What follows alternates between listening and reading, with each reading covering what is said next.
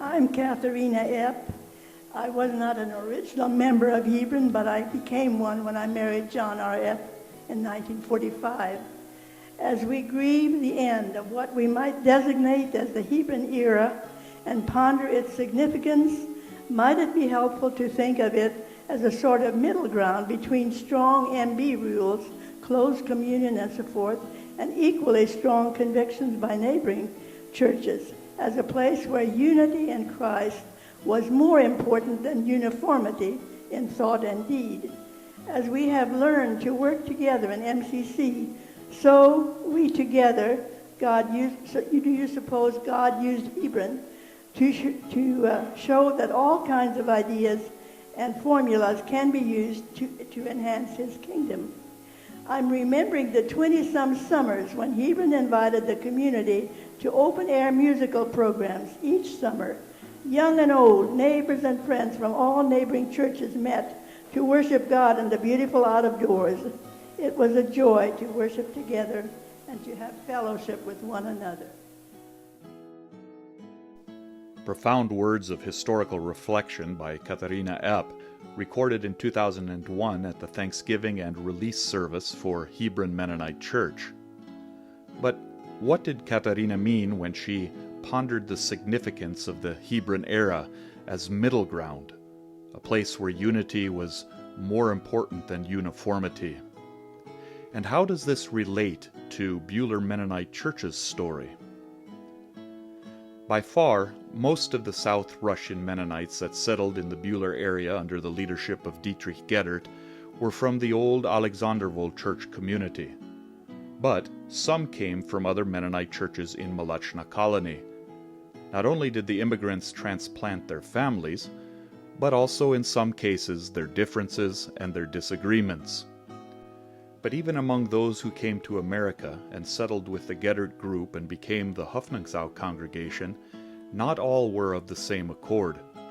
As Hoffnungsau was still in the process of forming a congregation, a group left and organized Bethel Mennonite Church near Inman, Kansas. A good number of others continued to worship with Hoffnungsau, but did not become official members. Early family historian C.C. Regier observed that many of these were people who did not feel totally at home under, quote, the Geddert regime, end of quote. In time, these families also gathered together in a meeting place of their own and began looking for a leader.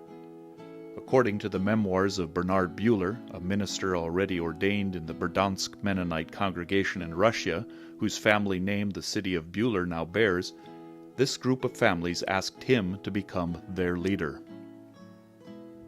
It seems that Elder Bernard Buhler may have been reluctant at first because he experienced good connections with Hoffnungsau. Quote, for 2 years the family and I had clung to Hoffnungsau Church without having joined formally. I harbored the thought of doing so, since I found warm recognition in the circle of the congregation for my activity in proclaiming the gospel. Brother Geddert was the elder of that congregation, and he was favorable to me. One instance shows that this was the case. In 1878, his wife died. He missed her greatly. Not that he doubted that she died saved, no, she died believing in Jesus. But he had lost the presence of a mother and a wife for a group of half-grown children. This made him very melancholy, so that after a half a year he looked around for another wife and mother and found what he was looking for. Unexpectedly for me, he wished me to perform the wedding ceremony, which was rather unusual, as in such cases usually only an elder could officiate. I insert this remark only to show that Brother Geddert had regard for me. End of quote. Elder Bernard Buhler tells a little bit more about the development of the Mennonite Brethren movement in Russia and the warmth he felt towards it. Quote, now another circumstance kept me from being able to join Hoffnungsau. The Mennonite Brethren movement in Russia had become quite firmly established, and at the time of immigration it had been transplanted to America, particularly in Kansas in this settlement. We, had already in Russia come into contact with this Brethren movement. The grace of God had seen to it that a spiritual life had been brought about in our circles, and thank God we could be reckoned among this group. And so it came about quite by itself that we should feel attracted to many things in the brethren by whom this spiritual life was nurtured, although I, personally, could not agree with their demand of the form of baptism. So it is no wonder, then, that in our new home we felt drawn to them. That is, we could not be opposed to their striving. We followed our feelings and associated with them, and were happy among them. Brother Geddert could not understand this, and opposed it with attacks which I did not consider right, at least not the way and manner in which he did it. Oh, I felt it necessary to contradict him, but to no avail. At this time there were several families that were still without membership. They had joined with several others and began to work on me to become their leader. Several other families from Brother Geddert's congregation felt as I did about our conduct toward the members of the Mennonite Brethren and joined our movement. So it came about that the Hebron congregation was founded.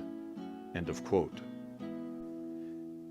This was the beginning of the Hebron Mennonite Church, organized on September 2, 1879, with Elder Bernard Buhler ordained as their first elder, and in which capacity he served until his resignation in 1906.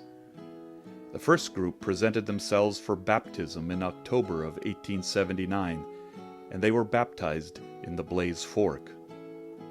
It is with this subject of baptism where Hebron surely most fulfilled Katharina Epp's pondering words. How did Hebron provide middle ground between the practices of the other area Mennonite churches? The aforementioned first baptismal group asked to be baptized by immersion. Elder Buhler had been baptized by sprinkling and never submitted to a rebaptism by immersion. Therefore, he accepted the request of the four candidates and immersed them. Throughout their history, Hebron practiced immersion, and every other form was recognized as valid.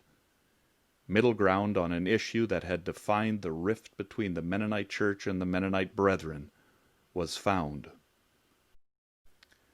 Today, Buhler Mennonite Church recognizes and practices all forms of adult baptism as valid.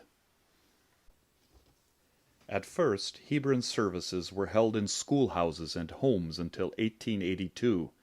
In January of 1882, a first church building was constructed, 5 miles east of Buhler on Dutch Avenue, and in 1900 a larger white frame building was constructed. Today, the churchyard, minus the church building, and the cemetery still exist and are owned by Buhler Mennonite Church.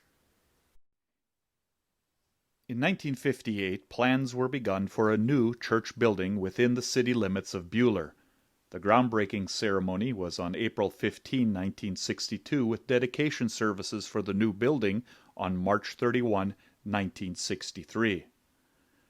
With that, the Hebron Mennonite Church moved 5 miles from out in the country into the city of Buhler. The church flourished and was a vital part of the Buhler community throughout the 20th century. Towards the end of the century, however, enrollment declined to the point where Hebron Mennonite Church officially merged with Buhler Mennonite Church in 2001. The newly revitalized Buhler Mennonite Church inherited the records, membership, and assets of the Hebron Mennonite Church. Most of the records are archived at Bethel College in North Newton, Kansas. The Hebron Mennonite Church building was sold and now serves as the church building for the Lighthouse Bible Church. The Hebron Church Cemetery, located 5 miles east of Buhler, is now part of Buhler Mennonite Church. Elder Bernard Buhler and his son A.B. Buhler, after whom the city of Buhler is named, are buried in the Hebron Cemetery. Buhler Mennonite Church deacon and historian David Schrader wrote, quote, "The joining of the two congregations allowed Buhler Mennonite Church to grow in numbers and in spirit. The two cultures came together joyfully, and on the 100th anniversary is a nearly seamless group." End of quote. Hebron, which is a Hebrew word that can mean friendship and a place of meeting, has a story older than the 100 years of Buhler Mennonite Church. But it is a rich and essential part of our story and who we are. To paraphrase Katharina Epp, As we ponder this moment in Hebron's story, what if we don't see this as a failure of mission, but a completion of mission? Hebron served as a middle ground between the other dominant churches in the area. Now things are not so divided. Now suppose God used Hebron to show that all kinds of ideas and formulas can be used to advance God's kingdom. The answer is unity in Christ, not rigid uniformity.